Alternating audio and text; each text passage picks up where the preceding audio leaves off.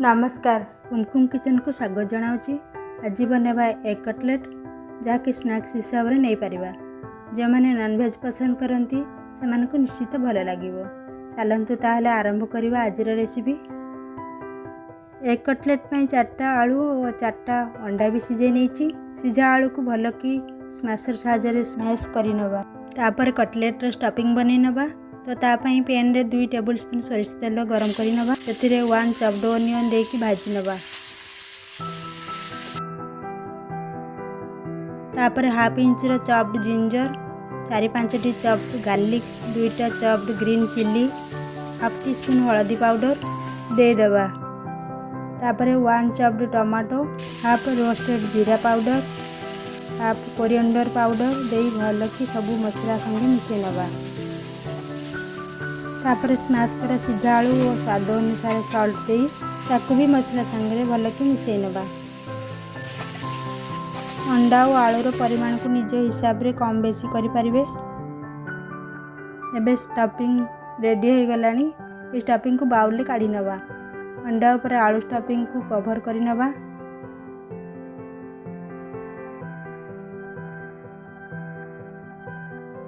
यही परी जेपरी वीडियो रे अंडा ऊपर आलूर स्टफिंग को कवर करा हेउची सही परी करि नवा।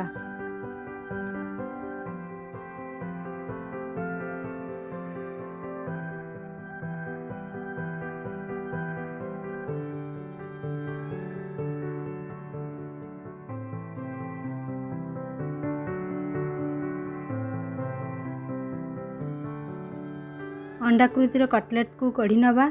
एबे सब कटलेट को अंडार स्लरी रे बुड़े ब्रेड क्रम को कोटिंग दबा। अंडा स्लरी पाई 2टी अंडा नहीं। अंडा को भांगी से टिके लुण आउ गोलमरीच गुंड मिसई नवा।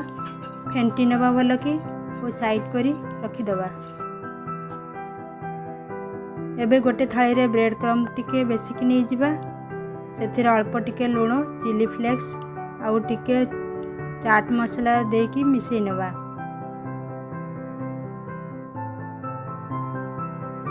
आउ एबे कौन करिबा ना कटलेट को गोटे हाथ रे अंडा स्लरी को बुड़े आउ गोटे हाथ रे ब्रेड क्रम को कोटिंग दबा।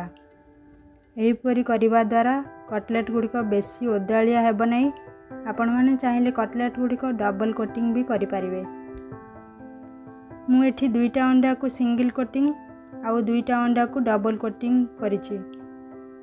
वीडियो को भल भाव देखिले बुझी पारिबे कटलेट गुड़िक अंडा स्लरी रे बुड़े ब्रेड क्रम रे बुड़े सारला परे आउ थरे सेम प्रोसेस करा हेछि। सिंगल कोटिंग रे जेतिकी क्रिस्पी हुए ताठारु अधिक डबल कोटिंग रे होइथाय।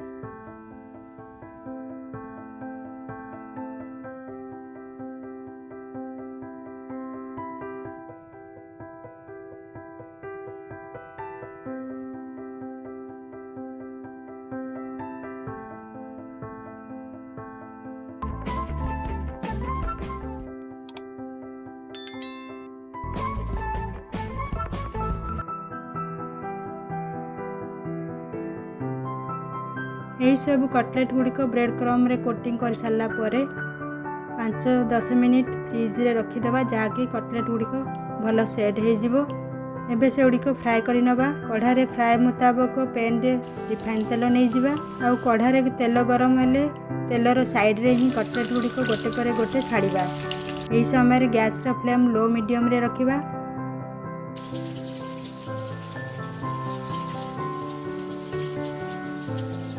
गोटे पाख लाल हो भाजी आसिले आउ गोटे पाख ओलटाई दबा। यहीपरी भाव में तल उपर कर भल कि भाजी नवा। क्रिस्पी हो आसिले जाली रे तेल छड़े नवा। आउ गोटे थाली रे टिश्यू पेपर दे कटलेट गुड़िक बाहर कर नवा। एबे प्रस्तुत हो गला गरम गरम अंडा कटलेट। यह जेकोसी ग्रीन चटनी और टमाटो चटनी संगे भी खाई पारिबे। आशा करुँची रेसिपीटी निश्चित भल लगे। भल लगे प्लीज़ लाइक करेंगे, फैमिली और रिलेटिव को सह शेयर करेंगे। यहीपरि मजेदार रेसिपी पाइबापी सब्सक्राइब बटन रे प्रेस करदे आ बेल आइकन रे क्लिक करदे जहाँकि नुआ वीडियो अपलोड करने मात्रे ही नोटिफिकेशन पाई परिबे। ଏହି ରେସିପିର ଇନଗ୍ରିଡ଼ିଏଣ୍ଟସ୍ ଫୁଲ୍ ଡିଟେଲ୍ସ ଡେସ୍କ୍ରିପ୍ସନ୍ ବକ୍ସରେ ପାଇପାରିବେ। ଆଜି ପାଇଁ ଏତିକି। ନେକ୍ସଟ ଭିଡ଼ିଓରେ ନୂଆ ରେସିପି ସହ ଦେଖା ହେବ। ରହିଲି, ଧନ୍ୟବାଦ।